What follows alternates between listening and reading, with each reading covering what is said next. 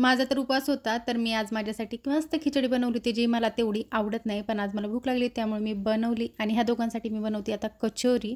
तर कचोरी बनवते पण मग संध्याकाळी खाईल मी तर. आता हे दोघं दुपारच्या वेळेला खाऊन घेतील. तर इथं आहे ना, मी 2 वाटी मैदा घेतलेला आहे. थोडासा ओवा टाकला, मीठ टाकलं आणि गरम करून तेल टाकलेलं आहे. ते छान मिक्स करून नंतर त्याचं एक पीठ मळून घेतलेलं. त्यामध्ये जी स्टफिंग भरायची ना, ती तयार करते. ते इथं मी कढईमध्ये तेल गरम केलेलं आहे. तर त्याच्यामध्ये टाकायचे जिरे आणि अद्रक टाकायची कट करून, हिरवी मिरची 2 टाकलेली मी आणि कांदा टाकला आणि काही सुके मसाले टाकले. त्यात हळद, तिखट आणि धने पावडर, नंतर मीठ टाकलं आणि थोडासा चाट मसाला टाकायचा, बटाटा टाकायचा उकडलेला आणि कोथिंबीर टाकून छान मिक्स करून घ्यायचे.